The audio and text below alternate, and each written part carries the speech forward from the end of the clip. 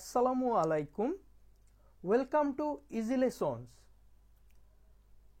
Cisco packet ট্রেসারের আজকের video লেসনে আমরা বাস টপোলজি নিয়ে আলোচনা করব। বাস টপোলজিটি সিমুলেশন অত্যন্ত সহজ প্রকৃতির। আমরা এটি আমাদের পূর্ববর্তী ভিডিও লেসনের দুটি ডিভাইসের মধ্যে কানেকশনের বেসিক নিয়েই আমরা এই সিমুলেশনটি কমপ্লিট করতে পারবো। তাহলে আমরা প্রথমেই বাস টপোলজিটি ক্রিয়েট করি। এর জন্য আমি প্রথমে কয়েকটি জেনেরিক সুইচ নিব। তো এখানে আমি 4টি জেনেরিক সুইচ নিলাম।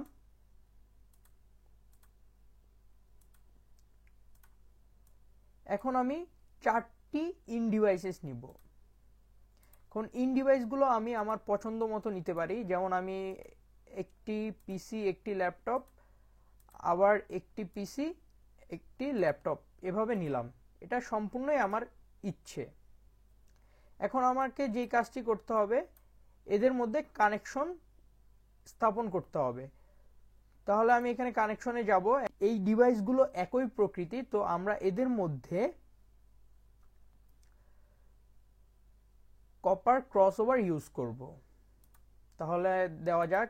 এখান থেকে হয়ে গেল এই দুটোর মধ্যে কানেকশন, আবার এটার থেকে এটার মধ্যে কানেকশন হয়ে গেল, একইভাবে এটা থেকে এটার মধ্যে কানেকশন হয়ে গেল। এখন আমাদেরকে একটি সুইচ এবং একটি ইন ডিভাইসের মধ্যে কানেকশন স্থাপন করতে হবে। তার জন্য আমাদেরকে অবশ্যই কপার স্ট্রেট ইউজ করতে হবে। তাহলে আমি দিলাম এখান থেকে, যে আমার এই কানেকশনটা হয়ে গেল।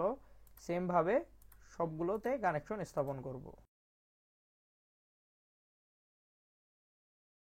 এদের সবার আইপি কনফিগারেশন করতে হবে।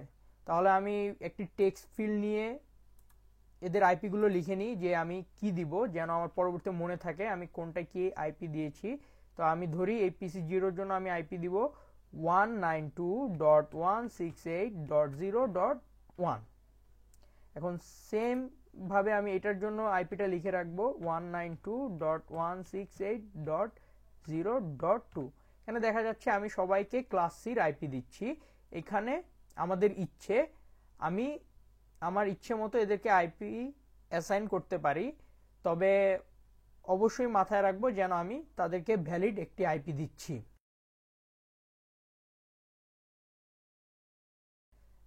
এখন আমার যে কাজটি করতে হবে সেটি এই ডিভাইসগুলোর আইপি কনফিগারেশন করা। তার জন্য আমি এখানে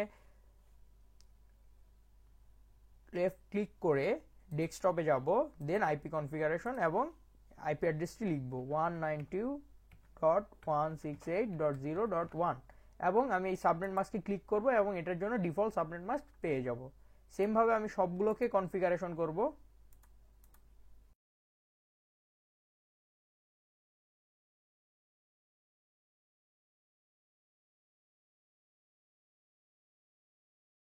এর মাধ্যমে আমার প্রত্যেকটি ডিভাইসে আইপি কনফিগারেশন হয়ে গেল। এখন আমি এদের মধ্যে মেসেজ সেন্ড করে দেখব আমি যে সিমুলেশনটি করলাম এটি আসলে ঠিক আছে কিনা। তার জন্য আমি এখান থেকে একটি মেসেজ নিব এবং একটি ইন ডিভাইস থেকে আরেকটি ইন ডিভাইসে সেন্ড করলাম। এখন আমি এখানে দেখতে পাচ্ছি আমার স্ট্যাটাসটা সাকসেসফুল দেখাচ্ছে। এখন আমি এদেরকে অটো ক্যাপচার প্লে দিয়ে দেখতে পারি যে অ্যাকচুয়ালি এটা কিভাবে হচ্ছে।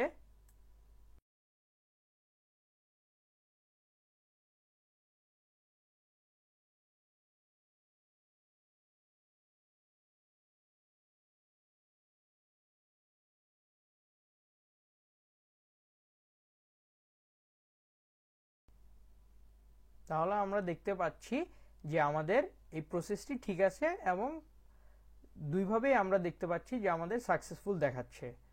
আজকের লেসনটি এ পর্যন্তই। নেক্সট ভিডিও লেসনে আমরা নতুন কোনো টপোলজি নিয়ে আলোচনা করব। ধন্যবাদ ভিডিওটি দেখার জন্য। আমাদের পরবর্তী লেসনগুলো পেতে হলে অ্যাক্টিভ থাকুন। আমাদের ফেসবুক পেজ ইজি লেসনস। প্রয়োজনীয় ডাটা এবং ইনফরমেশন সিমোরে দেয়া আছে। যে কোনো ধরনের সমস্যা, মতামত এবং পরামর্শ থাকলে কমেন্ট সেকশনে বা আমাদের কমিউনিটিতে যোগাযোগ করুন।